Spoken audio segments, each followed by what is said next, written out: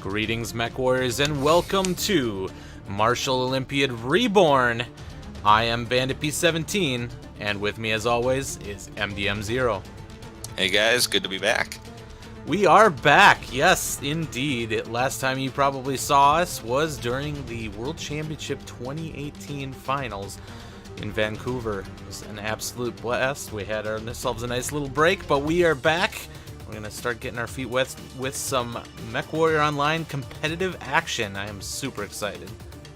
Yeah, and it'll be kind of fun to see this new tournament in the Mech Warrior Online competitive community with some different rule changes, some things that I'm actually really excited to see how they play out. Maybe none less than just starting off drop 1 with a very heavy tonnage, 625 to 575 ton for an 8-drop mech.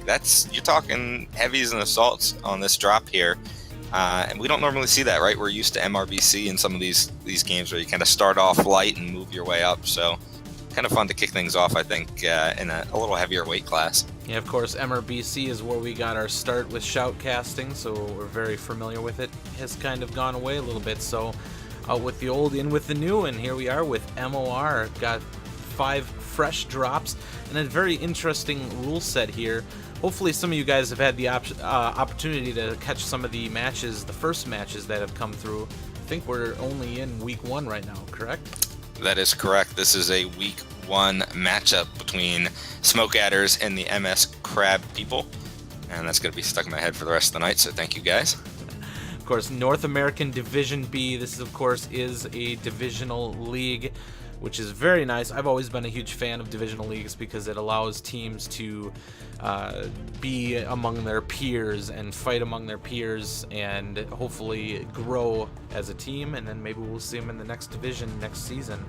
But Smoke Adder's a name that we've heard, and they've been around for a while. We've seen a lot of them. Semi-finalist last year in the 2018 MechWarrior Online World Championships, actually. Absolutely, exactly. And then, of course, on the other side, Mercstar CrabPeople.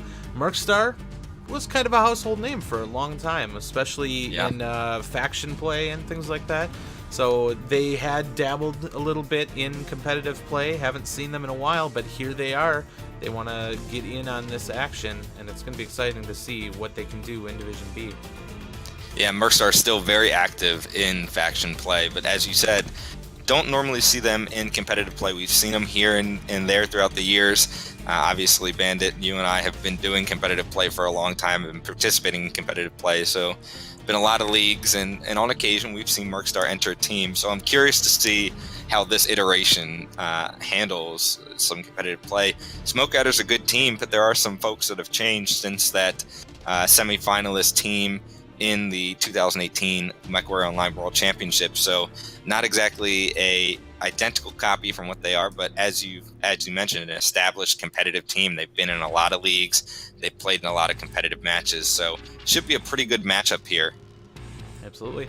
So let's go over Martial Olympiad Reborn. For anybody that's just tuning in for the first time, might not know anything about this league, what are some of the key things that are going to set this league apart from the other ones that we've seen in the past?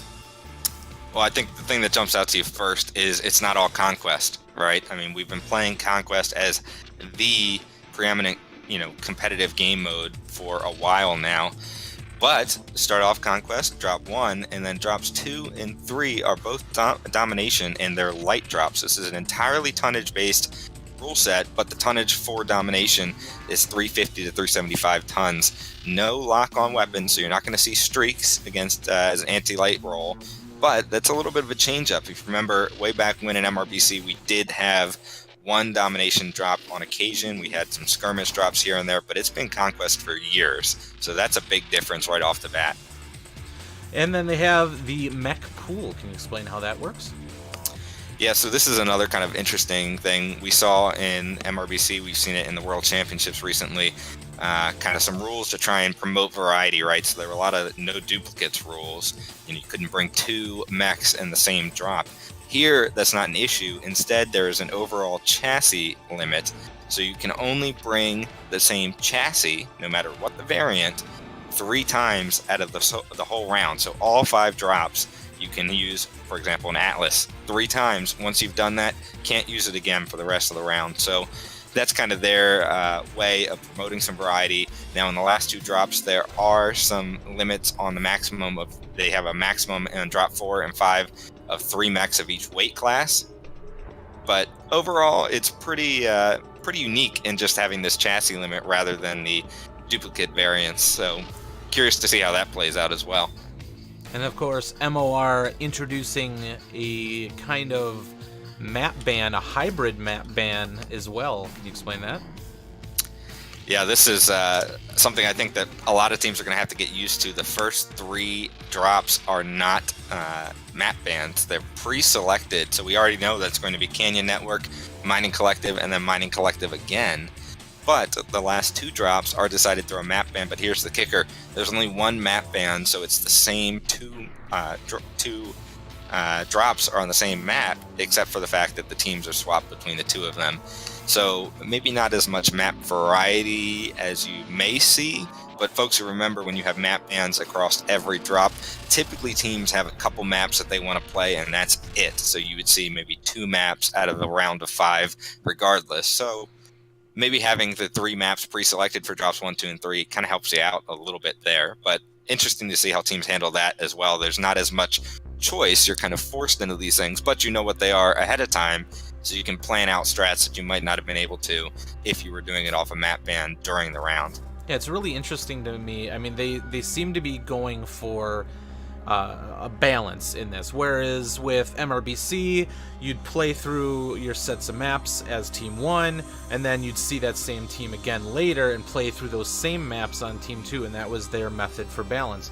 You're almost getting instant balance here, where drop 2 and 3, same map, same domination, you're switching sides, same tonnage, you're just switching sides, so you get to see both sides of a potentially asymmetrical map. Drop 4 and 5, which is picked by the ban. A lot of times with the ban, you're choosing based on, well, I know I'm going to be Team 1, so I want to have the advantage, so I'm going to ban all the maps but this one. Well, in here, it's a little bit different because you will have to play both sides of that map. Do you go for your strength in drop 4 to try and break the other team, so in drop 5, you have the morale to be able to overcome? Like, what are you going to do, and what decisions do you make when it comes to those maps that you're picking? We'll have to see what these teams decide to do. Obviously, whatever they ban, they play that same map, 4 and 5, same tonnage, just swapping sides midway through. So they drop 1 almost right out of the gate. Nobody's seen each other yet. It almost seems like that could potentially be the tiebreaker, because if you get the maps and tonnages you want in 2 and 3 and you win those, they win 4 and 5. Drop 1 is the one that might tilt it one way or the other in terms of a win. Yeah, I'm really curious to see how these matches play out. Like I said in the open, I like this drop 1 kind of starting off hitting heavy. But at the same time, I don't know if I'm a fan of having, a map ban, but only for one last drop. I have to see how it plays out. It feels strange to me. Maybe I'm just so used to, watching, the World Championships and things where, it's map ban, map ban, map ban, and every round there's a map ban sort of thing. So, it's a little bit of a hump for you and I to get over too, right, with getting used to these new rule sets. But it's nice to see leagues not just come up with the same set of rules and maybe, instead of 8v8, it's 6v6 or something like that, but coming up with these kind of, it's still 8v8, it's still kind of the ideal comp size and some of the ideal comp game modes like Conquest, but then adding in that little twist that makes it unique kind of, I think, is an exciting thing to see these leagues do. And just a bit of an addendum here from Xavier in chat. Mercstar played in the last season of Battle for Midway and won Division C, so they have still been around in the competitive scene. Hopefully we'll see a lot more of them going forward as well. As for having a sudden brain fart, what was I about to say? What were you about to say? Dang you, Xavier. It sounded good. It sounded great. It was a great opener, and then just failed. We do have teams in lobby. We're just waiting to collect a couple pilots that are MIA, but hopefully we'll be in shortly, and we will be underway as soon as possible. But this is, of course, a league, so instead of it being a tournament style where you're just looking for a winner, points are collected, so we will be playing all 5 drops because every win matters. So even if you lose 4 of them and win that last one, that win in drop 5 could potentially push you against one of your opponents later on. So we will be going through all 5 drops regardless of wins or losses, and then points will be awarded based on number of wins. Scoring seems significantly less complicated than what MRBC had with the C-Bell system. Really, it's just wins and losses at this point. There's no bonuses for, I believe, for killing a certain number of mechs. They probably have a tiebreaker involved, so we will be collecting the number of kills. But yeah, really, it just comes down to just beating your opponent. We'll have to see how that plays out. And it looks like we do have teams in lobby, so why don't we give a try for this map ban? Let's figure out what the drop 4 and 5 maps will be. Definitely a lot of interesting and new tools here that I had to get used to in a very short amount of time. So hopefully these all go without a hitch. This, of course, is the map banning tool brought to you by mapban.eu. They got MechWarrior Online on there for map banning, which is cool. So we're just waiting for those team captains to get logged into that map banner. This, of course, is deciding the map for drops 4 and 5. We already know what we're playing in 1, 2, and 3. It looks like we got the first ban, Smoke Adders, getting rid of Alpine Peaks. Mercstar with Viridian Bog. That would have been exciting to watch. Last 3 is River City, Rubelite, and Terra Therma. It's on Smoke Adders for the next ban. I'd like to see, maybe a River City or a Terra Therma. We saw Rubelite in the World Championships. Kind of would have liked to see Alpine Peaks. I mean, that's such an old school map. I know how much I hated it playing in the game, but, And there goes your Rubelite. Sometimes it's nice to get some nostalgia factor in there. River City definitely has a little bit of asymmetry to it, but if you think about it, now that we've got, and there we go, River City is the map for 4 and 5. That asymmetry, though, kind of goes away in that, you've got the same map for both 4 and 5, but you're switching sides. So you could, I guess the tough part about that, if it is far enough of an asymmetrical match where, you almost are guaranteed to lose when you're on this side and almost guaranteed to win when you're on this side, personally, I don't know if that would be the best pick, because if you're trying to really stack up points, you don't want to drop on any maps where there's almost a guaranteed loss. Either that, or you're really going to have to come up with a good strat to overcome those handicaps. I guess my personal preference, and of course I'm not playing actively in this league, I would say to go for that more middle of the road, a little bit more balanced map, and then try to overcome the team to get the points that you feel like you deserve. But River City, that's got that strong starport side of the map, the Citadel side of the map, very hard to defeat that position. But there's some strengths on the other side, and really comes down to teams and how they're going to figure that out. But, of course, drop 1, where are we headed for that first map? So, Old Faithful, drop 1, Canyon Network. I think you, just like myself, easing us in. Just everyone who played in the original MechWarrior Online World Championships could probably play through this in their sleep. You could probably doodle it on the back of a napkin. But, you and I, obviously, we took a little break off too. So this is nice. Like you said, easing it in. These teams are familiar with this map. We're familiar with this map. Hopefully, everything goes smoothly here. Yeah, I mean, it's really got a little bit of everything. You do see a lot of long-range attack on this map. A lot of map control. It's it's a smaller map, but it can still handle some long range because those canyons really slow down movement. You almost have to do a tour to move around or have a lot of jump jets to be able to get from point A to point B. So you'll see some rotation, but a lot of times it's teams kind of locking down firing lanes and controlling 3 caps on Conquest. And this is a pretty decent tonnage drop here, like you said. So I expect movement to be a lot slower than maybe like a lighter match, light medium kind of match. So I see people trenching in, getting their angles, and just trying to hold areas with a 3 cap, which forces the other team to have to react. We've seen it time and time again. It'll be exciting to see how they do it on this. And not only that, but with that map pool, how is that going to impact the mech choices here? Are they going to use their best mechs right out of the gate here, or are they going to come out with a little bit more of a unique deck? Well, I don't know about you, partner, but you want to watch some MechWarrior? I've been dying to watch some MechWarrior. Let's roll. I'm excited. This is nice. It's like this. It's the start of a new year, a new tournament, new rules. Let's see if I remember how to drive. Well, let's see if you remember to put the overlays away. Well, I think I'm looking in the right spot here. Let's see if all these buttons work. They don't. We'll do it live. Alright, I'm taking a look at Mercstar right now. Summoner, Warhawk, Annihilator. Phoenix Hawk did see that in the match I watched earlier. Another Div B match. White Knight Legion versus 42. Bloodass, 2 Bloodass, 2 Annihilators. So doubling up on those mechs, that would remove them from the map pool if they used it one more time. But keep in mind, this is the heaviest drop of the night. So that Annihilator might not get used again anyway. Looks like Mercstar marching up that very familiar ramp, heading over for a good spread to control Epsilon corner, but really it's all about getting those sight lines over Theta at the beginning here.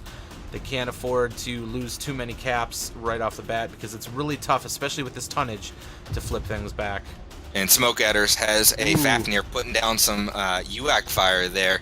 Going along with that Fafnir is a Annihilator, Phoenix Hawk, Night Gear, Cyclops, Night Gear again, a double Fafnir, double Cyclops, or no, sorry, double Night Gear, double Fafnir, and an Assassin out on the field.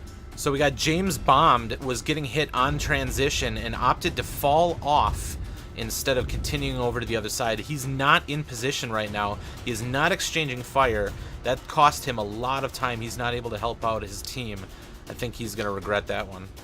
And there are, two ER medium laser Phoenix Hawks with actually stealth armor on in the backfield here. They're moving for Gamma. It looks like one moving for Gamma, one for Theta, but they got some back shots in on Smoke Adders, getting some damage downfield on some of these mechs. Smoke Adder's very clumped up. Mercstar very spread out right now, about to get a 4 cap. Yeah, Mercstar's got the caps, but in terms of trades, seems like, well, it's about even on both sides. They've got Kamichiwa here in the Warhawk. He's in a very dangerous position because if they somehow are able to flush out the rest of the team, oof, he's just getting wailed on. That was a pretty nasty peek there. If they do decide to stab down the middle, though, he is going to get cut off from the rest of his team. But at the same time, it would mean Smoke Adders would have to come right through a firing line. I'm not sure they're going to want to do that. Smoke Adders also running a quad ATM 12 Night Gear here with tag. That's a lot of ATMs that they can put down range if they can get the shots and if they don't use cover Phoenix Hawk somehow stuck on terrain there, took an extra couple hits there. Donnie Line Z in that Phoenix Hawk, but he's able to dislodge, and now they are jumping on the Mercstar Phoenix Hawk 2v1. Theta here. They're getting a lot of good damage on him. Theta is going on. Smoke Adder's pushing up forward on the Annihilator in the Blood Ash down the Epsilon line here. So this is these Annihilators moving around the corner, but there's some fire coming from the junkyard as well. That Warhawk's still sitting back there. Yeah. And they're letting him sit. A very dangerous push coming right up into the middle of that firing lane, but they got a lot of damage down on Drew the Blue in that Annihilator, down to 41%. Looks like the Phoenix Hawk and the Assassin coming over to try and get the finish on him, but are a little bit split fire there. Crimson Helix down to 45%. They need to commit to a target and take him out. Drew the Blue is sitting down there, easy target, but they are trying to get out. Down to the lower level. I think they needed to be a little high to help out some of their light mechs here. Unfearing taking the bait. He goes up and over and gets taken down for it. One dead on both sides, though. The Warhawk Kamichiwa did get cut off and assassinated at the junkyard. The rest of the team starting to join him now. Oh, that Assassin goes down. Summiter with a nice shot. Takes down the Smoke Adder's Assassin. That's big because those light mechs were harassing in the backfield. Donnie Line taking a lot of hits in the meantime, getting in there and finally killing Drew the Blue. Took him a little bit longer than I think he wanted, but he got the kill. 2 dead for Smoke Adders, 3 for Mercstar. Lots of damage dealt to these Smoke Adders mechs on transition, but 4 cap for Mercstar. Tickets going quick. Smoke Adders needs to start winning some of these fights. And quick. And you can win both on tickets or kills. It doesn't matter how you get the win, just that you've won. Seeing a lot of that UAC fire coming from the Blood Ash, and now he's getting fire in return. Fafnir goes down for the Smoke Adders. Damocles one in that Annihilator, getting a great hit there, but nice strike over the top. Just softening up the targets, but so far in terms of percentage alone, they're even 5-5 kills, but Smoke Adders has a lot of really weak mechs. Any fresh mechs coming around behind, like the Phoenix Hawk here, 67%. He's going to start pecking away at that Fafnir, 37%. Not looking too hot. 5 cap still now. Pretty spread out, but the 5 cap is huge. I don't think there's a way that, unfortunately, Smoke Adders can come back from this unless they get the kills real quick. They have to move. If they're going to do anything, they got to get up there, kill these mechs, and spread out. It's going to be deadly, though. They can't be hiding. It is no longer time to hide. 4 Night Gear goes down for Smoke Adders. The spread for Mercstar right now has just taken away every angle. Phoenix Hawk goes down. 3 mechs remaining for Smoke Adders. Looking really good for Mercstar. They just need to clean it up. 2 left. And that one's going to be in the bag. Really helping right now for Mercstar. Those ATMs have a much lower trajectory than LRMs. This Annihilator has been using a rock that's the same size as he is, if not even a little shorter, to protect himself from that ATM fire. It just doesn't curve over the terrain. with 1 mech left and 100 tickets remaining. Mad Cat 3050, the last mech remaining, and they are starting to swarm to seal drop 1 in favor of Mercstar. That was a deadly fight, though. That was a decent push by Smoke Adders, but the focus went away towards the end there. They started splitting. They had to handle the Warhawk in the back. They had lighter mechs drop down there with the Annihilator, but they didn't finish him off. They opted to hit another target. There was just a little bit of slop there coming out of Smoke Adders. This could have gone the other way. There's definitely some hurt mechs on Mercstar. If they had focused a little bit more of their fire to take those mechs down, because a really hurt mech is still deadly if he's got weapons. And I'm pretty sure that Annihilator had weapons. I would have liked to see the lights for Smoke Adders handle the Warhawk and the main body push towards the main body of Mercstar. I felt like it was kind of backwards, almost, how they approached that. Those lights kind of going right in the middle of everything, but the main body is down at the lower level, not putting any fire down because they're trying to deal with this Warhawk. Not exactly a well-executed push. Like you said, though, focus fire might have been the difference in that one either way. So 3 kills for Smoke Adders, 7 kills for Mercstar, but the win going to CrabPeople. And Mad Cat 3050 for Smoke Adders, pulling his team as best he can. 1,100 damage in that Cyclops. Only 1 kill, but 1,100 damage. My goodness, on an 8v8, that's a lot of damage. And you got to keep in mind that damages, at least since what we've been used to, damage has gone down quite a bit. You used to be able to blow a side torso off and you'd get all that damage from the arm that fell off. Yeah. Now you basically just get the credit for the damage you deal. And so we've seen numbers come down, but still pulling 1,100 damage in an 8v8. That's incredible. But it didn't get them the win. And that's why I'm really thinking that they needed to just get a little bit more focus fire, kill those weak mechs. Mercstar, gotta give them credit. They preserved the mechs that they had that were damaged, and they kept them firing constantly. And that was a really great job by Mercstar. Yeah, and I liked the spread by Mercstar. You know, when Smoke Adders pushed, and then they kind of pushed towards Theta again. They're pushing towards Theta. Mercstar has mechs on Theta, but they also have mechs overwatching Theta as well. And that nice spread takes away what little cover you have in that location. And Smoke Adders, like you said, lack of focus fire, I think, really hurting them, and just kind of disorganized in that final push. Just didn't quite have the answers for what exactly they wanted to do. I really did think it was interesting how the ATMs were not as effective as I'm sure they were hoping, just because of the angle of the trajectory on those missiles. I am extremely giddy right now, by the way. I mean, if any of you guys out there that have been watching us knew, I pushed really hard a long time ago to get the API for the private lobbies in the game. PGI graced us with getting the API in there, and we've started to see it used more and more in competitive leagues. This is the first time that I've actually seen this screen that's on my screen right now. I punched in those numbers into the website here called Lobby Stats, or MWO Stats, and they drew it out of the API and served up this screen, so we get to see some of the statistics here from that last match, who was alive, who was dead, what mechs they were in, and how many tickets were left on there. It's just an extended screen here, and of course that data is collected and can be used for analytics. It is awesome. I'm extremely stoked to see this, so this is like a birthday for me. I'm excited. Yeah, that's, I think, one of the fun things from our perspective, hopefully from the viewer perspective as well, but certainly you and I, with the experience in competitive play throughout MechWarrior Online, really, MOR is the first of these tournaments, I feel like, that's kind of using those newest generation of stats, of overlays, of the map banning tool.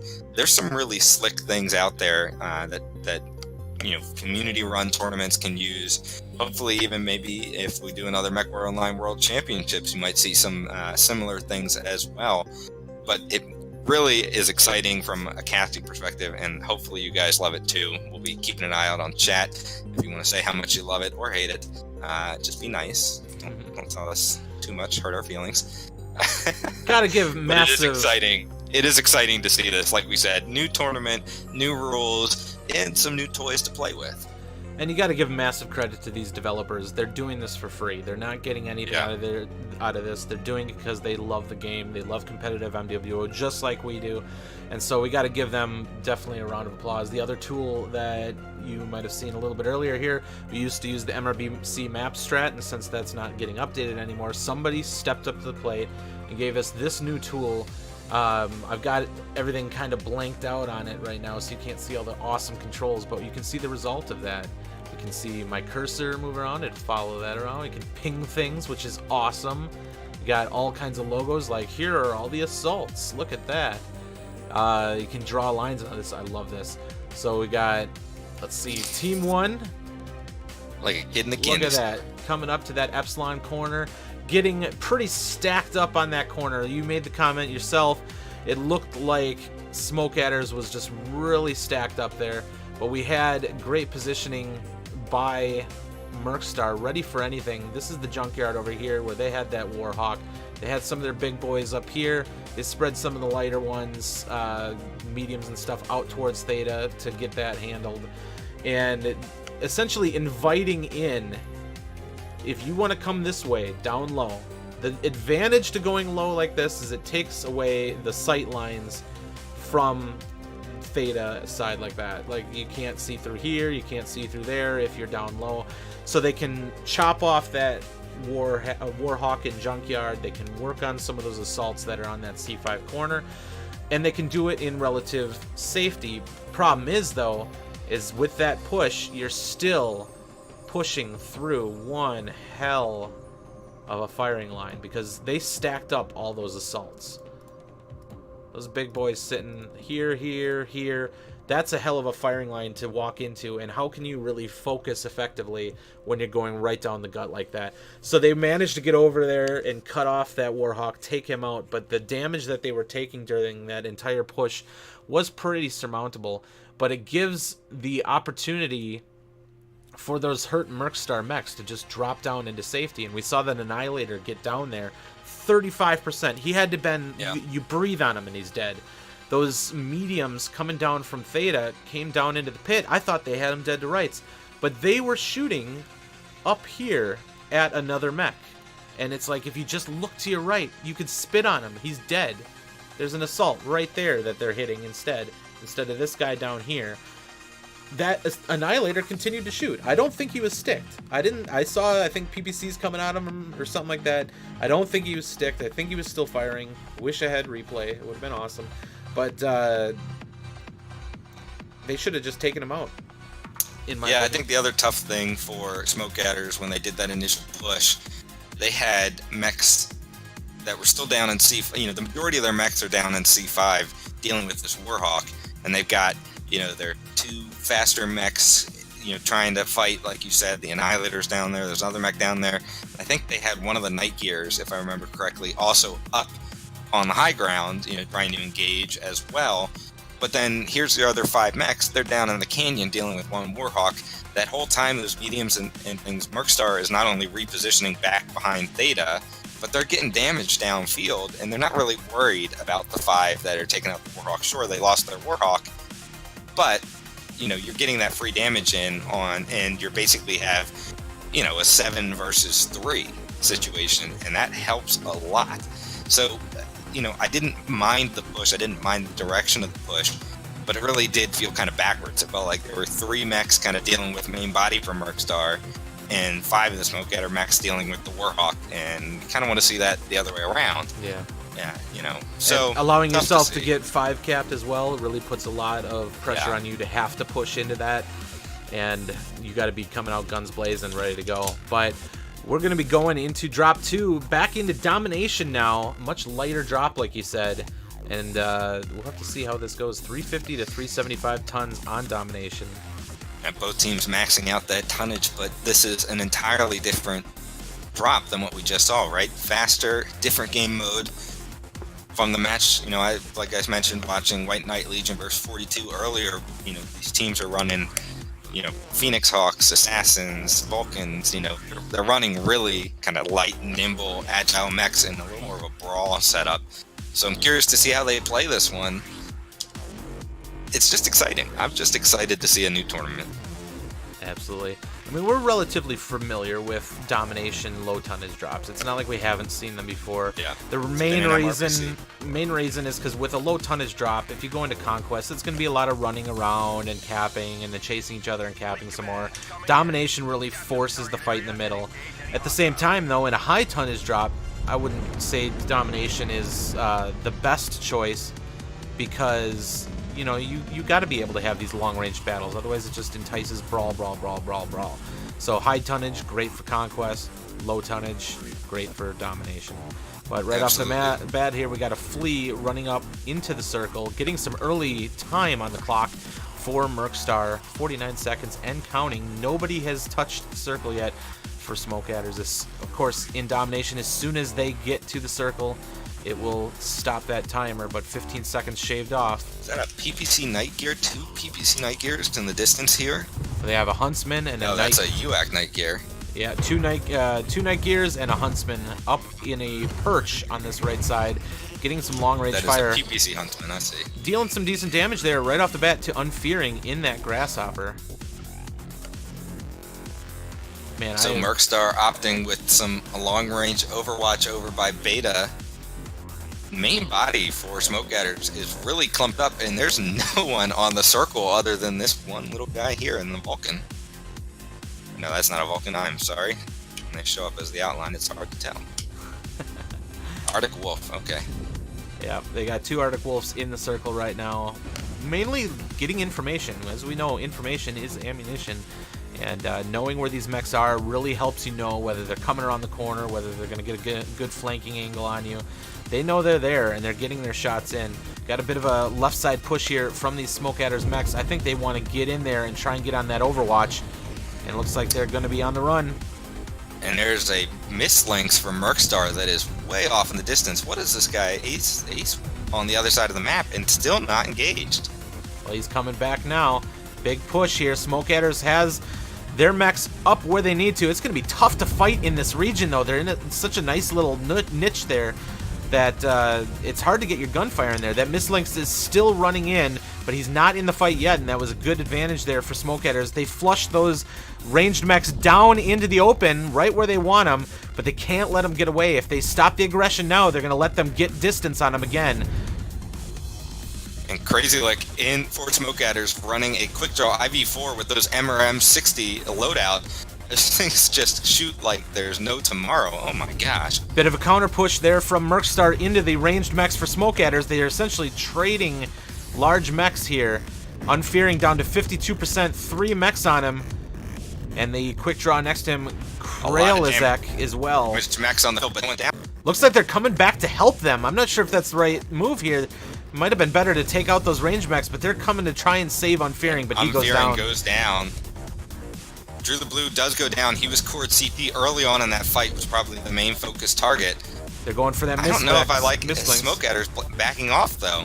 Well, Mercstar kind of regaining their composure a bit. In these lighter matches, the lighter mechs are actually extremely valuable here, and they're all swarming Kamichiwa in that Arctic Wolf Mislinks. does go down. That Mislinks has a ton of machine guns on him, and he's jumping in as well. They get so the does other Kamichiwa. Mislinks. Big strike there, right on Smoke Adders. Kill on the IV4. Wow, what a huge arty strike there, taking down Kralizek in that IV4. What a big play. Like to see Smoke Adders kind of push their mech advantage. They might not have the damage advantage either. 3 mechs dead on both sides. Is gone. But again, here's Mercstar going back to their ranged positions, trying to land those shots. Once again, though, Mercstar has 2 incredibly hurt ranged mechs. Because they pulled off, they've left those mechs alive. They still have weapons. They're still putting damage downfield. They need to get over there, and they need to dispatch those mechs quickly. Phoenix Hawk goes down as well. So does the Bushwhacker. These another big strike. Up. They did manage to get that Arctic Wolf. It's drawing close. If they can get at least under that wall, they won't take fire from the Night Gear anymore. 2 mechs remaining for Smoke Adders. This one's starting to draw away from them. Mechs. I mean, they've got no answer. There's right a kill now. on Xavier. 66% That was a for big him. kill. That assassin has a lot of meat left on his bones here. If he can get up there and take that Night Gear down, or at the very least stay out of harm's way.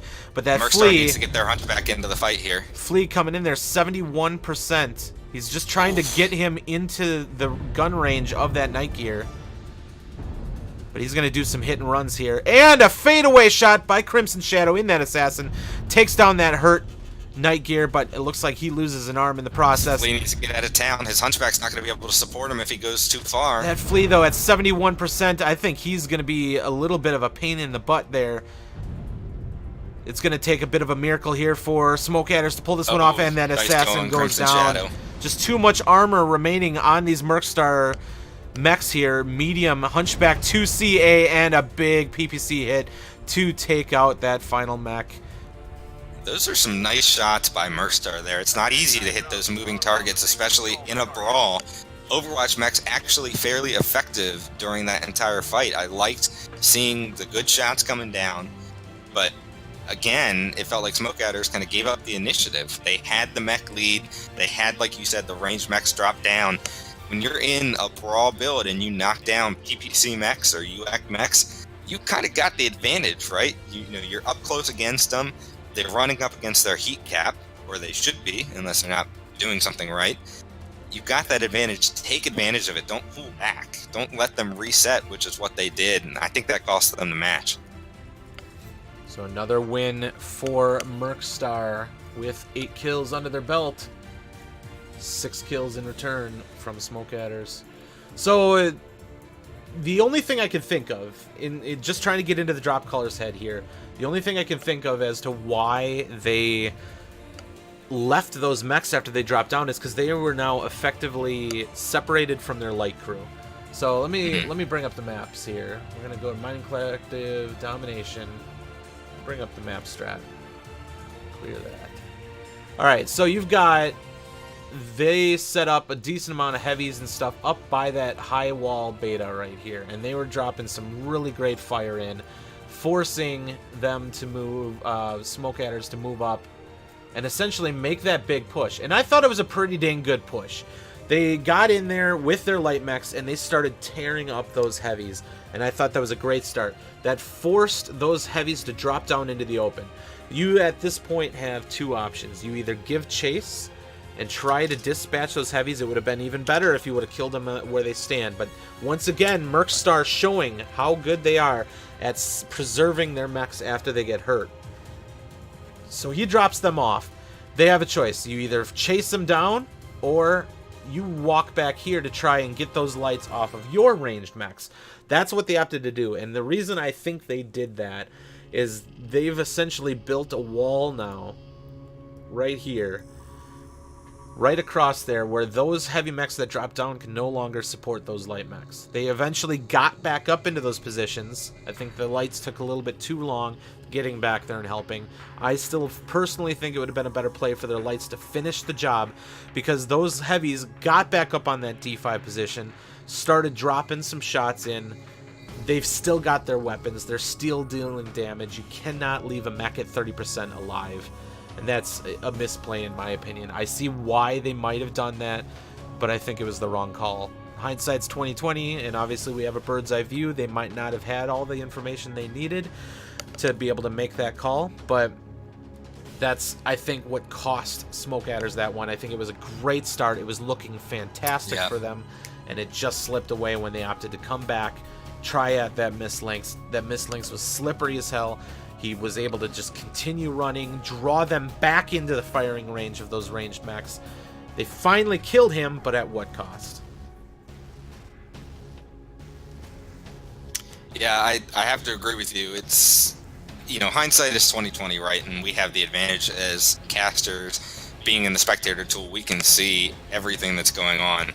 That really helps us, you know, so it's tough when you're in that position. You can see all these situations and you're like, that's not what I would do. But again, you know, you're not in that situation. You're not drop calling that match. So tough to say what you would have done differently in that situation when you're in the moment. But for Smoke Adders, I think they can't let themselves get down from this, right? They were playing well. These matches have been fairly even across the board. It's not like they're getting wiped, but they do need to get some wins in here, so hopefully they can turn it around.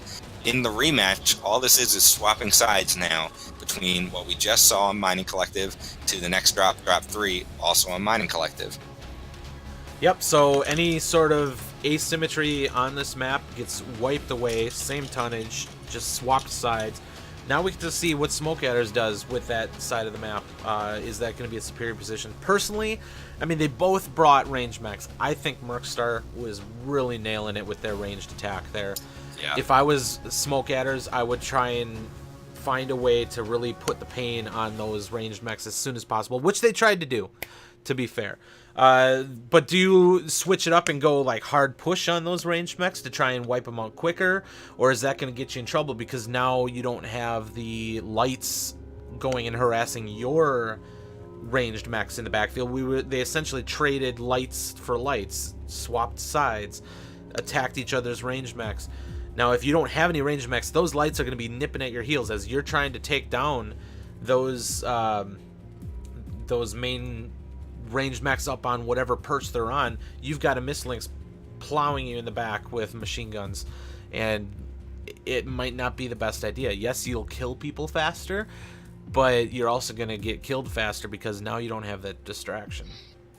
Yeah, one other thing to keep in mind, though, this is switching sides on the same map, same weight limits and everything. Don't forget the 3 chassis limit. These teams were bringing duplicates. We saw duplicate Night Gears, we saw duplicate Bushwhackers, we saw duplicate Mistlinks. That means that they only have one of those mechs remaining if they didn't use it in drop 1. That's so very you can't true. bring the same team, the same mechs that you brought last time. So that's kind of a nice little twist, right? You know, you want to play both sides of the map, you want it to be fair and even, but at the same time, you're not running up against the exact same deck. You know you're not, because they can't afford to bring duplicates again. That is very true. Obviously, there are some mechs that can do the similar job or the same job. Jump jet mechs seem to really help a lot here. We saw assassins on the field. We saw those Mistlinks as well. You can bring some mechs that can do similar jobs, but maybe they won't have the jump jets, and that can impact you pretty badly there.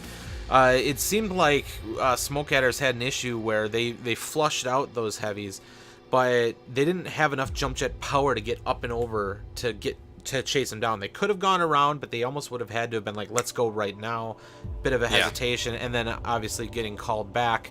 But maybe if they had a little bit more ability to get vertical, it could have helped quite a bit on this map. Yeah, I did see, even on some of the mechs that were choosing some of those ranged mechs, you know, that's not an easy jump, especially coming from the Delta 5 side up. You know, on the other side of that formation, away from the center of the map, the terrain's a little higher, right? The center of the map is the lowest point of the map, so some of those jumps take a long time, especially with Mercstar dropping down to the low side, quote unquote, of the map. It takes a while to get back up there. Just another reason I think why Smoke Adders pulling back really cost them, giving them that opportunity to reposition on something that's not an easy jump to get back up to. Yeah. So that's 2 matches in a row, though, that we've seen a mech at 30% or more than one mech at 30% and then left to live. And I don't think, you know, at this point it's becoming a pattern. And so Smoke Adders needs to focus on how are we going to bring these guys down the first time. Yes, MS is doing a great job spreading damage. They're doing a great job pulling these mechs out and armor sharing. They're cycling mechs, which are things that we've always been preaching in MWO Comp as being a fundamental to this game, and they're doing it great. But It's still on Smoke Adders to try and punish them and finish the job. They got in there, great jump, got the shots on target. What more do you need to do to finish that? And not only that, though, just got to throw it out there again. Those strikes from Mercstar were on point. The amount of damage dealt by those arty strikes was phenomenal. We saw some really great just intuition as to where to drop those strikes, and Smoke Adders had 3 or 4 mechs in almost every single one of them that I saw. And that's pretty significant damage. Absolutely, and that's something that we don't always see in some of these different competitions, some of the community-run competitions or the World Championships having all these strikes allowed, but it's just another factor these teams have to keep in mind. And you got to remember, this is drop 1 for both of these teams. This is week 1, or not drop 1, week 1 for both of these teams in this tournament. They may not have played any sort of full-on competitive matches against other teams, maybe some scrims, since the World Championships or Mercstar Battleford Midway. So some shaking off the rust for them as well. As they go on through this tournament, I think you'll see both teams start to kind of, shake the rust off, get a little more into making sure you're following all of your comp fundamentals, so to speak. Just like there's some rust for us, there's some rust for the players as well. Of course. No radio casts yet, knock on wood. Not yet. But of course, we are going into drop 3. Both teams in lobby. They just swapped sides. They're getting readied up now, and we'll be launching very soon. Make sure you guys stay tuned. I will be giving away 1,000 MC after this drop. MD, remind me so don't forget. 1,000 MC after this drop. I'll cross my fingers. All right, you're ineligible. Sorry. Oh, man. All right, drop 3. Mining Collective yet again. Domination. Switching sides. We've seen a lot of mechs used on this one. A lot of those mechs they won't be able to bring back, at least not in numbers. Yeah, this is where having a good spreadsheet set up really helps you out. If you're a team captain planning your drops, I would hate to have to keep track of this. I'm glad they don't have a every team caster requirement on the drops. Every team has the spreadsheet guy, and no doubt both of these teams has their spreadsheet guy whose task is to make sure they don't accidentally bring the wrong mechs. Staying up late every night, crunching the numbers, finding the mechs. All right, we are on the Smoke Adder side right off the bat. 2 urban mechs. We got an IV4, 3 urban mechs. All right, triple Irby. And what else they got here? Hunchback 4P. We love those party backs. Bushwhackers and Unfearing in the Grasshopper. Looks like Unfearing might be the solo ranged mech. No, that IV4 is probably ranged as well. Just gotta say, I really miss MRM 30s. Wow, I miss the mech. Some of the controls they gave me for World Championship. The ability to look at a mech and target it and all that fun stuff. I want that in private lobbies. I hope somebody's watching and I hope somebody's listening. Please, I miss them so much. I hate having to hit P and click on things.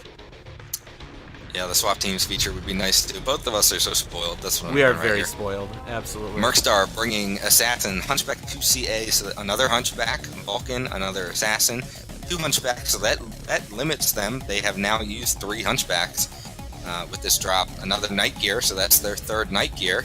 There's the IV4 again and another Flea. That IV4 is a heck of a mech with those MRM 60s. That thing it's like a machine gun with MRMs. So far, just a little bit of scratch damage out. Unfearing in the backfield there, down to 93%. Not quite dealing it back, but his team is moving forward. Yeah, a little bit different placement right now for Mercstar. Here come those urban mechs. I gotta see what's on these urban mechs. 4 med pulse, 2 machine guns. Medium pulse lasers have made a comeback. I like it. So remember the medium pulse thunderbolt? That was a fun mech. Man, those fleas are so fast. He was able to get up there, get a peek, get that information, and get out before he even thought about firing that medium pulse. And another great strike in there from Mercstar. 3 stacked up mechs. Great arty strike hitting that IV4, Bushwhacker, and 4P. Somebody on that team really knows how to place them. Finally, some damage going in on that flea. Bad peek, and they were ready for it this time. Down to 93. And another great strike, flushing out Mad Cat in that urban mech, down to 74. His back armor got shredded by that one. Unfearing doing this long distance trading, but he's doing it with heavy PPCs. Gotta be careful with those. It puts out a lot of heat. It's a lot of damage, but not as much range as the ER PPCs, so everything he's doing is slightly reduced at this range. Both teams playing a lot more standoffish this time than that big push last match. Just trying to get some damage down on each other, but it seems like Smoke Adders is getting the short end of the stick here. the timer also in favor of Mercstar, but it's going to be on Smoke Adders here, I think, to try and just start landing some of this damage. There's still a lot of time left on the clock, so they don't have to rush to it, but they're not winning these trades. Yeah, a little bit of repositioning is going to be necessary, and Unfearing has to be careful in this Grasshopper. He's at 90%, so he's still doing okay, but he is the sole ranged mech for Smoke Adders, and he's going up against more than one ranged mech. Kind of silhouetting himself up on top of this. More than one mech can hit him.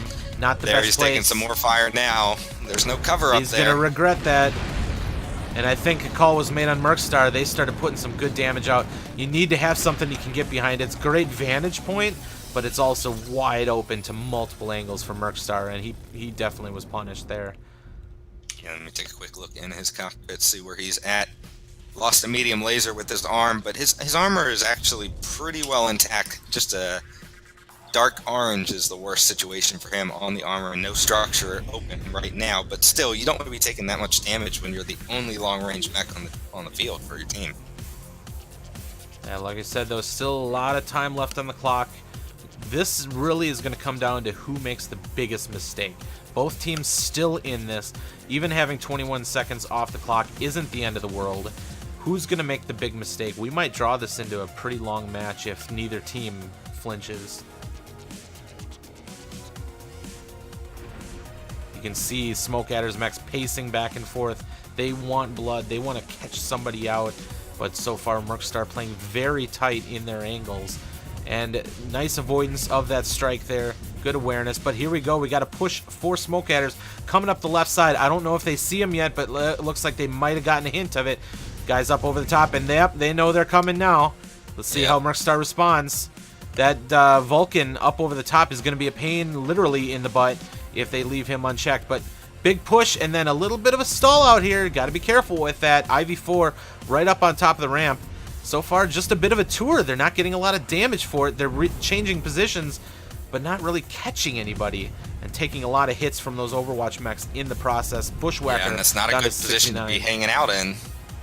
So they've essentially done a tour, taken a lot of damage, but what have they gained? A different position, but not necessarily a superior one.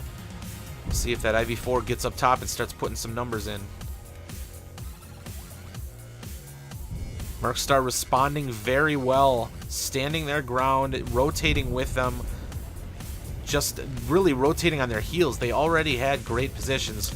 Hunchback's about to get surprised by the IV4. Oof, oh, that was a big hit from that IV4 right into the backside of that Hunchback 2C.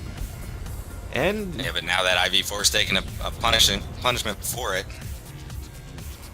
So a bit of a rotate through for Mercstar. They got guys up on top of the ramp. What is going on in the backfield here? Vulcan versus the Grasshopper, Unfearing at 51%, getting harassed by that Vulcan. He's not able to bring any of those weapons to bear at that range. He's fighting him off with just medium lasers at this point. And Smoke Adder's now charging forward over the ramp. Looks like he's got help coming too. Unfearing in a world of hurt. Again. And Unfearing goes down. He didn't even need those two mechs to help him out. He soloed him.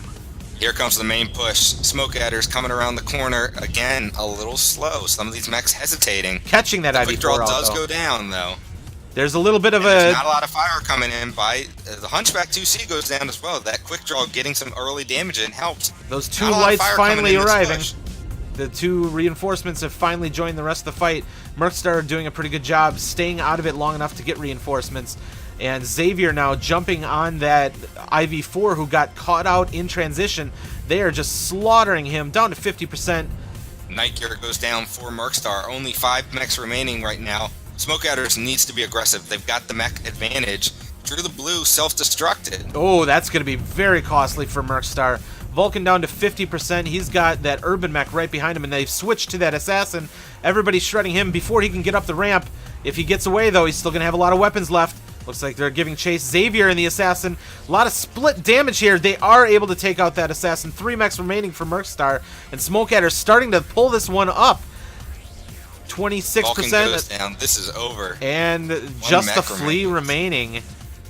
And there we go from Smoke Adders. They not necessarily had the focus fire, but they were landing the shots where they needed it the most. And honestly, Unfearing, the only one dead, managed to...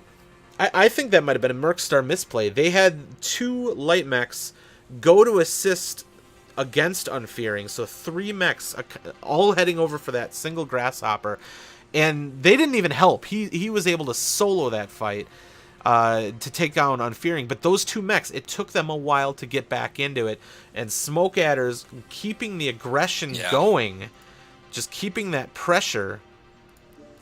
Felt like it took a long time for Smoke Adders to finally decide to be aggressive, but thankfully when they were aggressive, they committed to it, and they picked a good time, like you said, because there was a split in Mercstar's forces. Not only that, but Mercstar really, even with the push, they were kind of looking different directions when it happened. They had some Overwatch mechs, but they were kind of looking, one of them was looking downfield, they're spread out a little bit, and so that main push over the ramp really didn't take a whole lot of fire at the initial point, and then once they were taking some fire, they were mixing it up with much better range brackets for the engagement that they were in, with that very heavy machine gun, medium pulse laser, small laser builds, instead of, PPCs and UACs. Yeah, and, I thought Mercstar was doing a good job just trying to draw out the fight, back away, to get their reinforces back in there.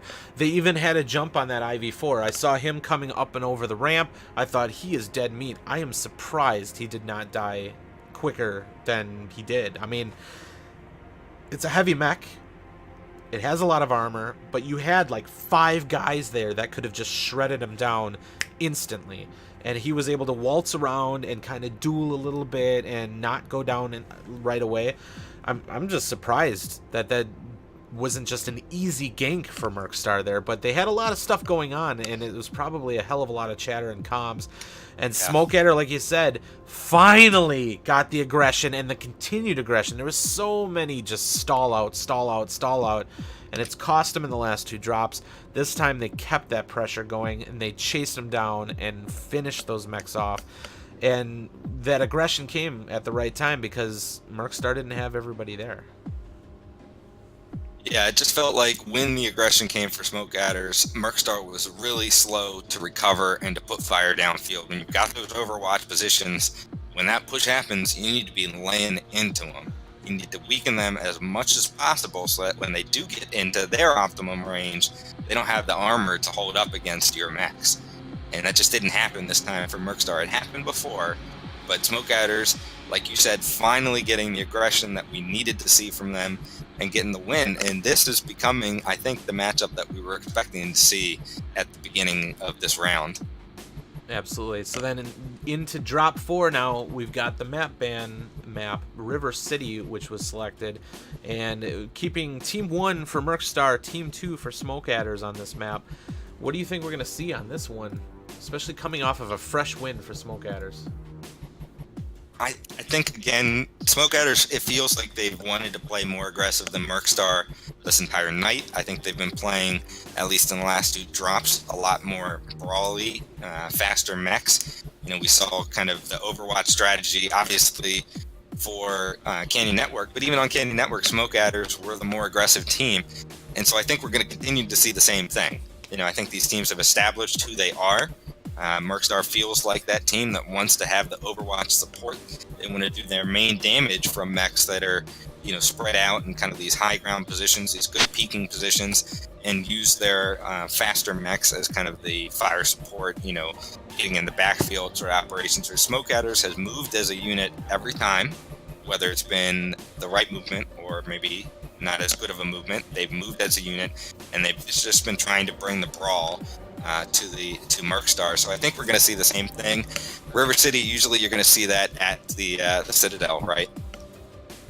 Yeah, I mean, Citadel, you're going to see range mechs over the top at Starport, but just through all the competitors that I've talked to, I've heard various teams claim different sides of this map having major advantages, to the point where there could be some definite counter strat going on here.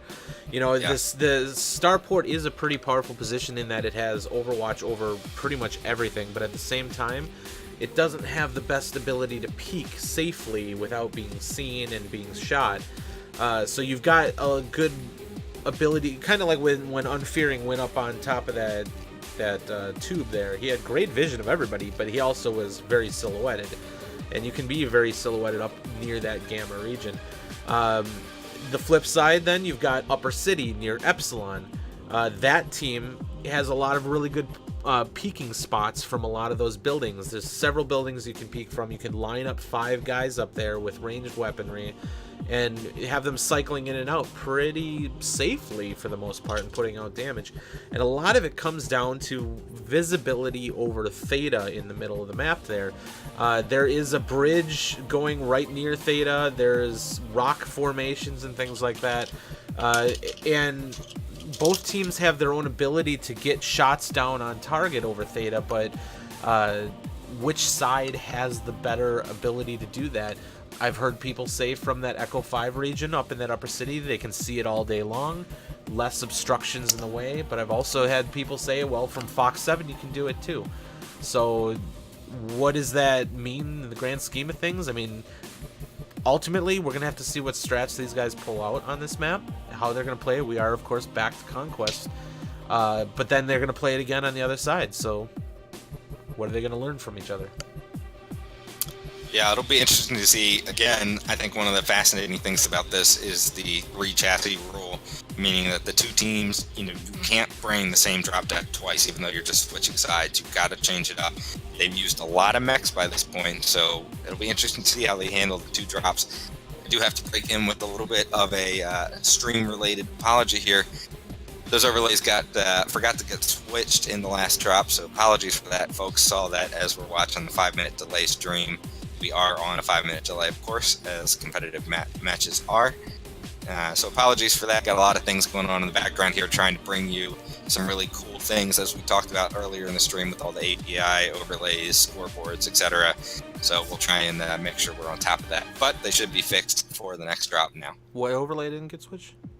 The team name overlay on the scoreboard. Oh, my bad. See, I'm getting used to all this stuff. I had to switch the L to an R.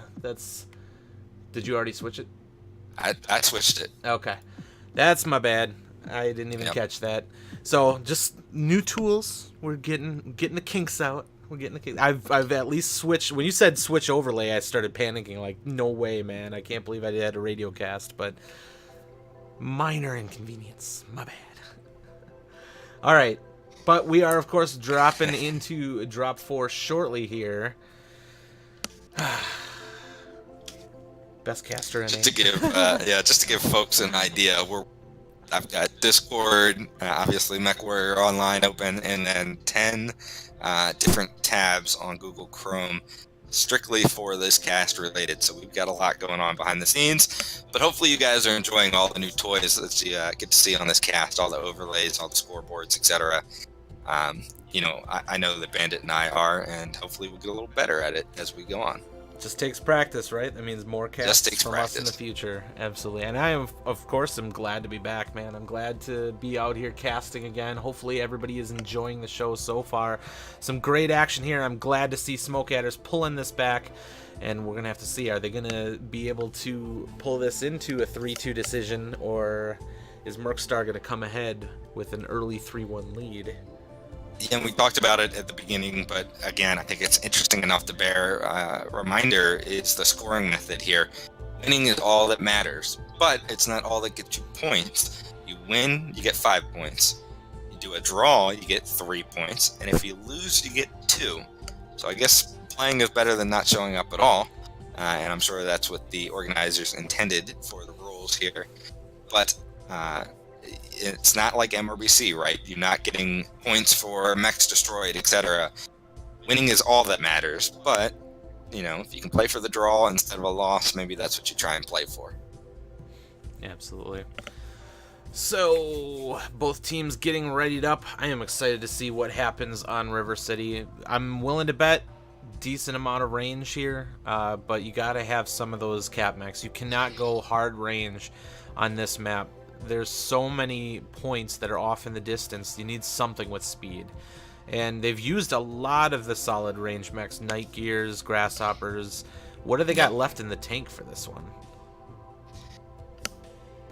It's It's been a while since I played on a competitive team. I couldn't tell you. I mean, I would have gone with Night Gears and Grasshoppers. It is a 480 ton drop, so you could spread your tonnage out fairly evenly, I think, with all these. And they could get an Assault in there as well. I do not think we're going to be seeing an Annihilator. If we see an Annihilator with 480 tons, that would be shocking. But maybe it'll work. One way to find out. Yeah, there is, of course, one watch way. drop 4. Let's do it. This has been a good set of matches so far. I hope you guys are enjoying this. This has been really exciting gameplay, I think, from two teams, as we talked about running some different dynamics, some different philosophies in team styles, but fairly evenly matched. You know, I really think Division B in just any of the leagues that we've been involved in has always been, in my mind, some of the best action. You know, I love watching Div A play, but with Div A stuff, you're looking at perfection. You're looking at people just being at the top of their game, and the simplest mistake causes massive failure. Whereas in Div B, you can get away with a few. You still get punished. Everybody still knows how to shoot very well, but you can get away with just some of the more interesting movements, let's say. Spoken like a pair of veteran, mediocre Div B players. I enjoyed playing it, and I enjoyed watching it, but you're not wrong. All right, let's see what these teams are bringing. Smoke Adders, Flea, Night Gear, Piranha, Marauder, Flea, Mad Cat 2B, Mad Cat 2C, sorry, Mad Cat 2C B, 3 Mad Cat 2Cs. Interesting. Right? What we got here? The Marauders. Marauder 2Cs. Yeah, there's a Marauder 2C. Oh, yeah. Oh, yeah, there's 2 Mad Cat. There's 2 Mark Mad 2s. Cat 2Cs and a They're Marauder not 2C. 2C. You're messing me up. They're not 2Cs. They're Mad Cat 2s. Okay. We got it under control. We're all right. We're doing okay. We're all right. So I'm seeing the C's, and they've got them 3 in a row on the scoreboard. You know, it's my eyesight's going bad. So a Marauder 2C, 2 Mad Cat Mark 2s, Piranha, Night Gear, Flea. Those Fleas are going to definitely be able to get some action on the cap points very quickly here. And here's what they're you actually talk about Mercstar going to Starport, and those Fleas are already on top of them. This is definitely a bit of a 2 Fleas and a Piranha trying to get in on the backside of Xavier, but he pulls out just on time, avoiding any sort of harm's way. But they're going to double back and get the quick cap on Kappa. Nobody in Upper City right now. They got some down in the Grove. They're moving their big mechs up, but nobody up high. And then the push to Theta. They have Theta already, but he's trying to get a little bit of time on it. 3 cap now for Mercstar, just 1 for Smoke Adders.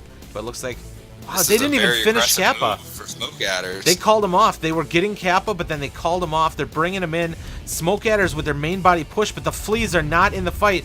It might have been a little bit of a mistime there. That leading Night Gear down to 73%, getting hit by the Assassin in the backfield and a decent firing line by Mercstar, down to 63 now. And they've got guys on their heels. Those Fleas need to get in the fight and get in there quickly. Start doing some work in the backfield. Maybe they can pull it back. Are those rotaries on the Marauder? Those do look like rotary autocannons. I see them charging up, and that looks like it could deal a significant amount of damage very quickly. But that spin up hurts. Those Fleas now in the backfield. 3 tiny mechs against 4 big ones. That Night Gear goes down. But now they've got a lot of tonnage tied up in the backside. Smoke Adders can turn on these lighter mechs and clean them up while those Fleas just distract. We'll have to see how long they can do that for. Xavier and the Assassin up in the backfield here, but they need to take him out quickly. And then Crimson Helix in that Battlemaster gets taken down by McGraw in that Piranha. 2 kills against the Smoke Adders, 1 for Mercstar. Those Fleas at this point just trying to slow the fight down. I don't think they're going to do a lot except try and buy their team time to finish some of these mechs. Xavier gets legged. Xavier's legged, and he's going to be dead in a second here. Yep, he's getting taken down right now. Wow, it is taking a long time to finish him off, though. 16%. Why isn't he dying? 15, and he finally goes down. That extra few seconds buys 2 quick kills, though, against Mercstar. Smoke Adders has a lot of hurt mechs, but all that tonnage that was chasing those fleas earlier are now going to bring their guns to bear on that main body of Smoke Adders. Are they going to be able to survive it? 4 Mercstar mechs dead. Finally goes down, but at what cost? 2 light mechs down for a Warhawk and a Battlemaster? The remaining mechs for Mercstar are pretty healthy right now. They finally dispatched a lot of those fleas, but they're able to start putting some of this main body damage into Smoke Adders, and it's going to hurt. But they're caught kind of in a crossfire here. That flea in the backfield getting some shots in the back. Marauder 2C that's just firing away. I don't like this positioning for Mercstar. They're healthy, but that oh, big kill there! Pith in that Huntsman, dispatching that flea in the backfield. Now they can focus guns front. 4 mechs left for Smoke Adders. Mercstar down to 3. Drew the Blue in that Mad Cat 2, Mark II, down to 48%. Trying to do something against Crimson Shadow has just put himself into the middle of the firing line, down to 32. And a big strike coming in. Drew the Blue doesn't know it's there. He's trying to get out of dodge. That might hurt. No shells landed on him. Oh, he got hit. 2% damage from that. But now Crimson Shadow getting in on that Huntsman. The flea dies for Mercstar. 2 mechs remaining. Drew the Blue very hurt, 41%. But some well-placed shots could really take this either way. But here comes Unfearing, 73%. He's got some armor. See him put some of that damage downfield. They gotta seal the deal here, though. They gotta finish it off. Is this Mad Cat stripped? Is he? He is. He is stripped. That's effectively a 2v2 situation, and it looks like Crimson Shadow is stripped too. That means Unfearing, the last mech with guns. 2v1. 2v1. 58% a strike coming down. Has to be running so hot. That strike's gonna hit both members of both teams there. 37%. This is insane. And that Huntsman will not die. Are they all is every single one of the Mercstar mechs sticked at this point? No, the Huntsman has weapons. 1 ERPPC remaining on Mercstar. But Unfearing knows it. But he's got a lot more here's armor. the key. Tickets in favor of Mercstar with a 3 cap. Crimson Shadow and Midge trying to get some caps to slow things down while Unfearing tries to spread out as well and get the job done. But he lost the Huntsman. Now it's a bit of a scramble for points here at this point. They have to decap. Crimson, they didn't get a chance to get Gamma. Pith is there blocking it. Unfearing finally gets that final kill, but Pith still has a gun in that Huntsman. Oh, well then he should know where he is. I think he should get that kill. Yep, he's just wearing down that Marauder at point-blank range right now. Yeah. That's going to be devastating because Unfearing has to save the day. 620 tickets remaining. Unfearing needs to get up on top and end this Huntsman threat. And he gets it. He does. This could still go in favor of Smoke Adders. They need to get somebody over to Kappa, decap it.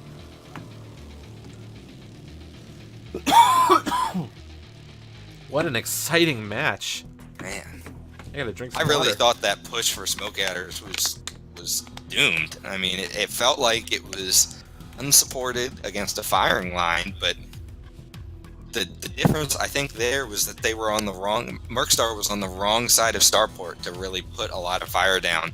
So when Smoke Adders crossed over to the bridge, Mercstar couldn't put any shots in on.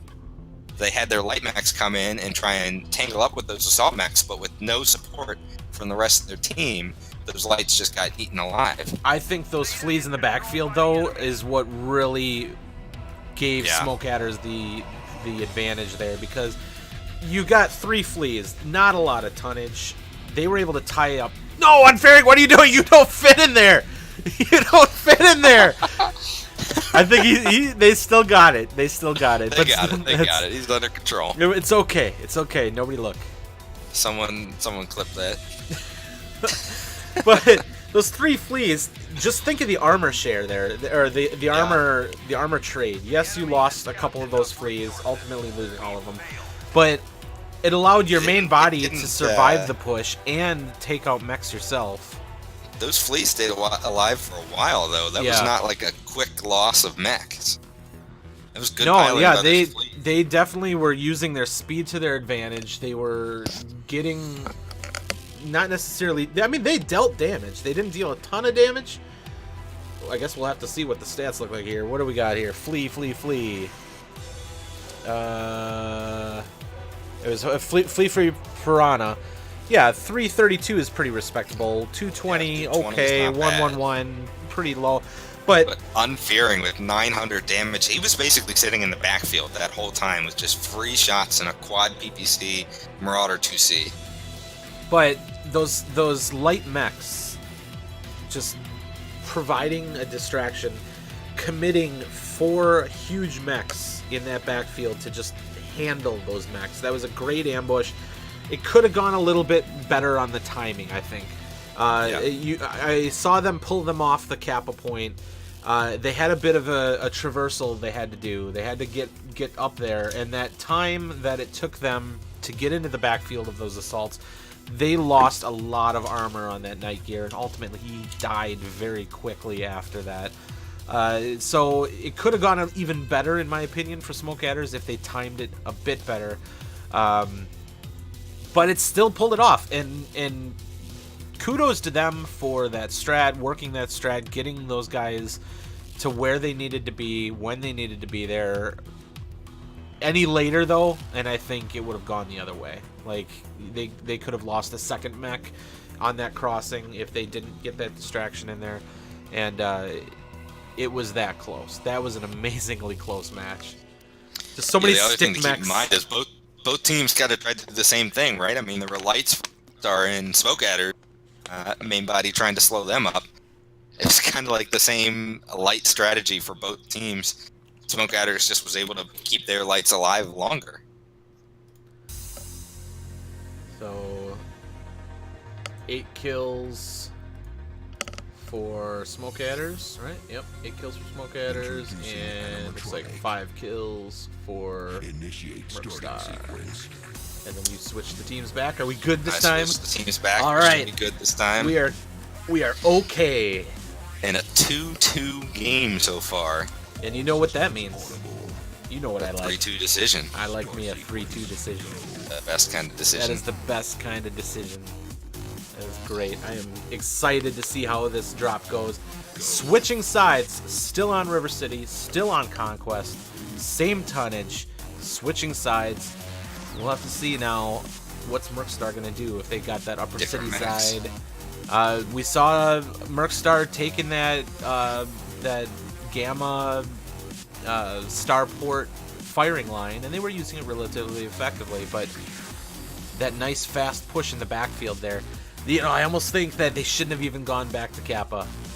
Yeah. I wish I was a fly on the wall in the comms on that, because at some point they said, all right guys, we're going, and they went, but we still had light mechs going back to Cap, and it's like, why did you go back? I mean, somebody had a miscommunication there. They could have just continued that momentum forward, started providing that distraction while they pushed across the water, and it could have just gone a little bit better for Smoke Adders. It didn't need to be that close. But it is what it is. So now it's Mercstar's turn. Are they going to be aggressive? So, is Mercstar going to attempt to do a 3-cap hold? Are they going to put somebody on Theta early? Seems to me like, in terms of timing, usually... Let's take a look at the map here. Traditionally, it's a lot easier for these guys to get Theta before these guys. Like, it's about the same distance, but in terms of obstructions and overall speed, you can get somebody into that Theta cap quicker from the Team 1 side. So it's a little bit harder to do a standoff strat as Team 2, shooting from up here and down here and however you want to do your firing line. But if you can somehow wrestle Theta away, it could be a lot easier to hold Theta from that Echo 5 position. It's hard to get it, though. You'd have to commit a lot of resources to be able to get it. You'd basically need to have somebody immediately running up here to just provide fire support. And as soon as these guys come in, they say, oh crap, I'm under a massive amount of fire. They back out, and then you send your light mech in to get the cap. You can't send them in right away because it's just going to be a little bit of a skirmish over Theta, and they'll already have the cap. Yeah, I think oftentimes what we'll see is teams try and cap Kappa from the Team 2 side. If for no other reason, then there's a fairly obscured approach, down the H line, and Kappa itself is fairly obscured by all the buildings in the Golf 7, Golf 8 area. So you can get that back cap. It's hard to hold, though. It is definitely hard to hold, but it can promote movement. Yes. You'll at least draw some mechs out. So let's say they brought those fleas over to Kappa or something like that, or it's just fast mechs over to Kappa.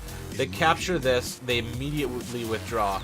These guys have to respond. They send their mech over. Depending on the timing, you could potentially get your whole group together and do that push while those guys are recapping Kappa. Especially if you're able to send 3 over there and get a full cap. You might see kind of the opposite of what we just saw, where they have to sit on Kappa for a while and they're late to the fight. You know, that'd be Mercstar, or that'd be Smoke Adders late to the fight again, I guess. But it's on the opposite side of the map starting. So, like, you go over there, you snag Kappa, you draw back, and you immediately do aggression as soon as you see Kappa start to flash. Now, just based on timing, you're probably got your light mechs around here, maybe here by the time you see Kappa flashing. But you still got a bit of a head start if you did want to be aggressive. Or, at the same time, you could try for Theta. There are angles that they can take from Gamma and Fox 7 to stop your cap. But if you got a very tiny mech like the Flea and he could stand right behind that center pillar, you might be able to snag it back. And then you've got yourself a really nice angle just from multiple to hold it back and prevent the recap. Well, there's only one way to find out what these two teams are going to do, though. You know, I didn't do the final drop. Why didn't you tell me to do the giveaway? Oh, we didn't do the giveaway. Double giveaway after the Double drop. giveaway after the drop. How about that? Ah, we are terrible. Just terrible. Double giveaway all the way across the Ridiculous. Potato guns, you'll hear this in 5 minutes, but yes, we are at 2-2. All right, drop 5. River City still on conquest. Tonnage the same. Teams have switched sides. Mercstar kind of back on their heels right now. They've lost 2 in a row. They had 2 early quick wins. Now they're back on their heels. How are they going to respond? Are things falling apart? Or are they going to pull it back and come away with a win here? It was very close. Or on the contrary, strong push here by Smoke Adders. They were kind of struggling 2-0 or 0-2, and now they're 2 up. So as one team struggles, the other team moves forward. But this is their chance. You can make your whole night better, win this drop, and you've won the round. All right, taking a look at the mechs here, we've got Marauder 2C from Unfearing yet again. Yes, you did. There's a Jaeger mech Double D, Cyclops, and a Madcat Mark II for Smoke Adders. They're lighter mechs. They got the Warhammer 6R, and then we've got a Wolfhound and a Piranha, and an immediate instant cap there from a Flea over to that Theta side. He should be able to get in there before he takes any sort of hits.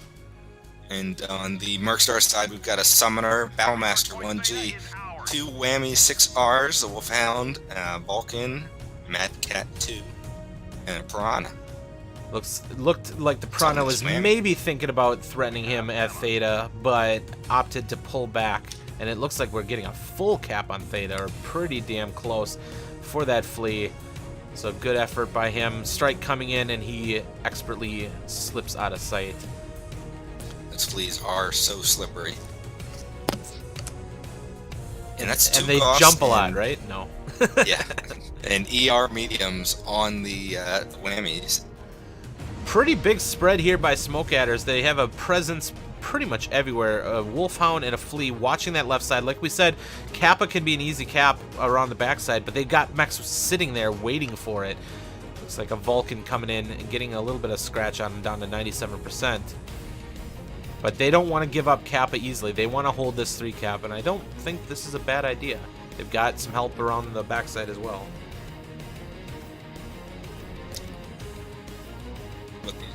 Wolfhounds trying to get some ideas, I think, on where they want to engage.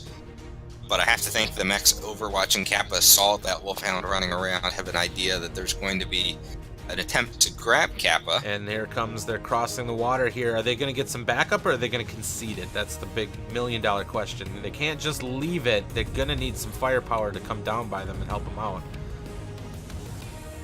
These Warhammers with the ER medium lasers are not going to be doing a lot of damage at this range.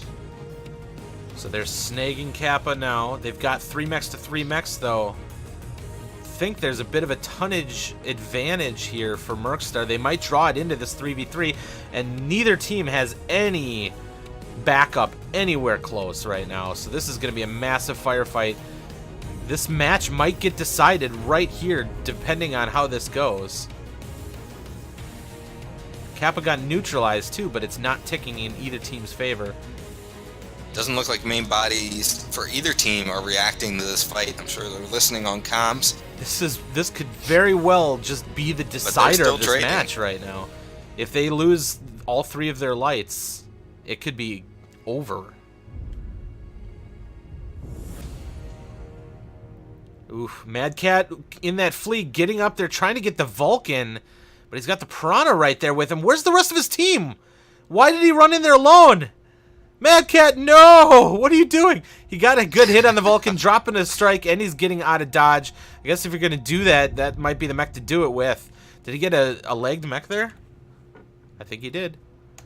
They did. Oh, and he's 1 touch to dead on his opposite leg. So that must have been what he saw, but really could have used the rest of his team over the top there, and they're pulling out.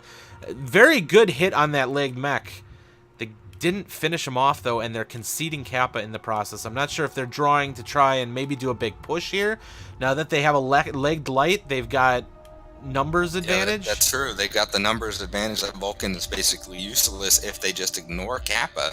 That might be what they're banking on. They might be drawing these mechs in, or they're pulling off. That legged mech might just sit at Kappa. He might just be bait now. They might have said, okay, we got to draw our mechs back. They're about to push. Was this a nice bait? Are they going back to Kappa? It looks like it. Potentially back to Kappa. What are they gonna do? I don't think that's a bad idea. Yeah. Like they make it look like, hey, we're gonna go push. They all run together. They withdraw their mechs back to Sigma and ultimately up to Epsilon, and now they can go get a free kill at Kappa, or at least a free cap. Like if that guy tries to stop the cap, he's dead instantly. It's 1 touch. They take that mech off the field permanently. They got to do something, though. At this point, do something. They might be waiting, thinking that all the lights are still there. Ooh. The Battlemaster goes down. That's a huge kill. Big kill in the trade. They are definitely wearing themselves down. There's the lights going for Kappa, too. That Vulcan is not long for this world. And he goes down quickly. Easy kill. Mercstar now in trouble. They've got their lights with the main body. Their main body is down a mech, and they're down a light mech as well. I don't know. Like maybe the lights are going back, but I'm not sure that's the right call. I don't know if Smoke Adders did that on purpose, but if they did, I think that was genius. Run your guys out, make it look like a big push is coming, make them withdraw their lights. They knew they had a legged mech, essentially left them for dead, and then go in and secure the kill after the fact. If they did that on purpose, I think that was awesome. So now Mercstar sending their lights back to Kappa, but now they're down a light. Their main body is also down a trading mech. I think they're down on trades, too, if you ask me. Kind of passing each other in the night, though. I don't know if they saw him going back through to Kappa at this point. They'll see it once it starts flashing. It is full capped, but they're in a good position to jump on him when they try to leave Kappa. It's flashing now. Are they going to respond? They see it. McGraw in that Piranha leading the way. Mad Cat in the Flea, and good try in the Wolfhound in tow. See if they can flip it before they get taken down. It did get flipped. So they did manage to get the flip, but now we got 3 light mechs against 2. Are those ER mediums on that Wolfhound? No, medium lasers. Just 6 medium lasers. Protellus in that Piranha is damn fresh, though. A lot of fight left in that mech right there. Big strike coming in. Piranha doesn't have a lot of fight in general. It's going to be a big strike. Ooh. Oh, man, McGraw backed into it. That was like a 14% hit on that Piranha.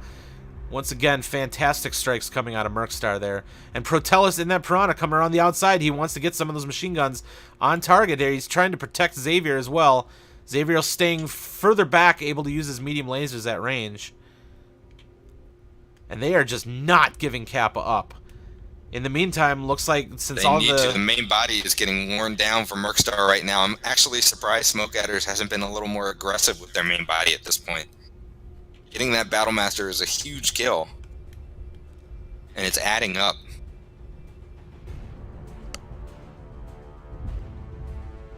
Everybody just, I think Mercstar, these two light mechs are just happy holding these guys off as long as they can. I am amazed that Smoke Adders didn't just get in there and get this job done.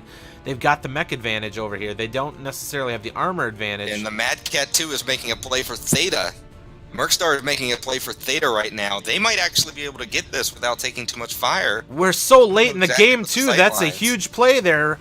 Only 100 tickets remaining for Mercstar. The longer that Smoke Adders waits, this match is going to get away from them. They need to end it now. Theta is about to be neutralized. There's going to be a little bit of panic coming out of Smoke Adders there. Big leg on that flea. Xavier goes down. One light mech remaining for Mercstar. He gets legged as well. They should be able to take him out and flip it. They got to get on Kappa. Flipped. Theta gets flipped. They need to flip Kappa, and they need to get into Theta full push at this point, or this one is over. Good timing by Mercstar on that. Is it going to be enough? Can they hold Theta as long as they can? It's not enough. It's enough for Mercstar. Smoke Adders it's enough for Mercstar. delayed. Smoke Adders waited too long. They waited too long to move and didn't have the angles they needed to protect Theta. Drew the blue in that Mad Cat Mark II. Wow. Pulling out the excellent cap on Theta at the last second. And then Xavier and Prototellus just holding Kappa as long as they did. But really feel that Smoke Adders gave that one away just by... They had the advantage.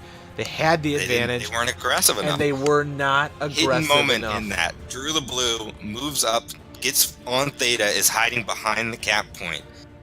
Someone on Smoke Adders dropped an airstrike on one of the rocks that's directly in line. The last shell hit the cap point. If it was 5 meters further back, it would have hit Drew the Blue and paused that cap. Instead, it hits the cap point. I mean, that much of a difference prevented them from trying to stop that cap for a little bit longer. Would it have made a difference in the match? I'm not sure, but so close. And just, a game of inches, right? They like to say that in all the sporting events. A game of inches there. Wow. Unbelievable.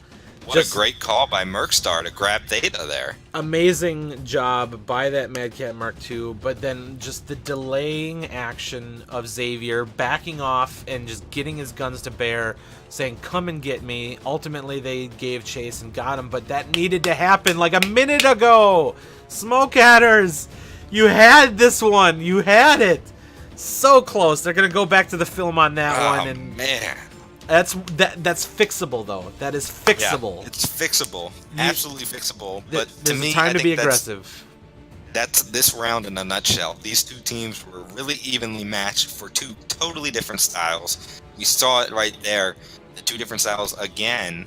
But Smoke Adders, their style doesn't work when they hesitate, and they hesitated too much. Yeah. Like you said, just gotta move a little earlier. They had everything working for them. Light mech down early. Assault mech down early. They were up on trays. They were up on caps. They were up on lights. Just got to be aggressive with that. You can't let that slip away. If they were going to continue being passive, they at least needed to have somebody right over Theta, knowing that it was such a valuable point to what they needed to do. They got to Kappa late, so Mercstar was able to flip that cap, and then didn't push to end the job. You were up 3 mechs to 2. Yes, they had a lot of armor, but you still got more guns than them. Get those guns to bear. They pop one of your legs. Oh well, you still got guns. Take them out. You might lose a light in the process. You might lose 2 lights in the process. You take out both of those enemy lights, though, you've now got a single light left to go running around the entire field, outcapping Mercstar. But you were too slow to react. You're playing too passive. You were too too focused on preserving your mechs, and it cost you guys that drop big time. But it was so close, and like I said, it's fixable. It's something that you just got to work on. You got to know when to go. You got to know when to go. You got to know when it's slipping away from you, and then you have to outthink your opponent. They had to know that somebody was going to make a move on Theta. It was their only play. They had people desperately holding Kappa. They needed to push it past you. They needed to seal the deal because they knew their lights were going to lose that fight.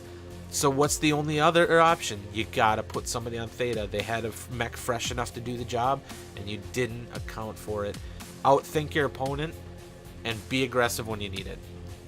Very close match, though. What an insane set of drops. What a way to come back into casting competitive MechWarrior Online.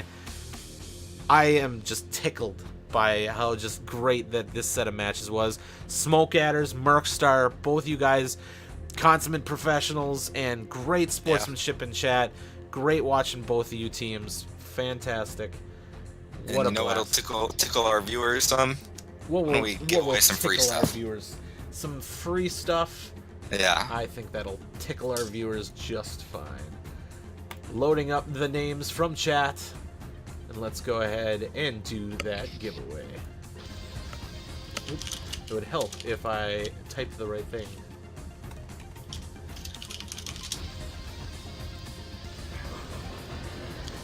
Wow, man. That was a good start. I like that. I like that format. I like the chassis rules really increased the variety, I felt like, in that we were seeing a lot of different mechs. Yeah, I think this has been one of the funnest leagues I've ever been part of. I kind of want to play in it now. A little late, I guess. But no, that was great rule set, and I hope everybody enjoyed it. Daidachi, congratulations, winning that 1000 MC.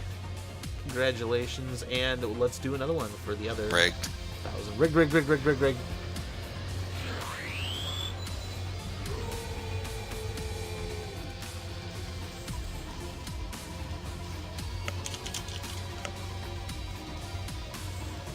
Man, good showing tonight too. Love seeing that crowd in there. Obviously, it pales in comparison to that 1v1 earlier today, when this channel actually got front page of Twitch. Somebody donated that slot. It had like 2.7 thousand people in here. It was awesome. Hopefully, it brought some people in. Congratulations, Unnatural Flavors. That's an interesting name right there. Unnatural Flavors. I will be sending you and Daidachi a PM from my account with your MC codes. Congratulations. Hopefully all of you guys enjoyed the show. I enjoyed casting it, and I am definitely going to be back for more matches in the near future. Yeah, that was you know, it's hard to top something like that. 3-2 decision.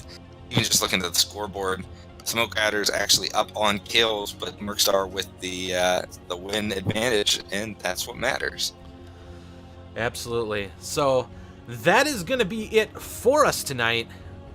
I will see you guys later. See you guys next time.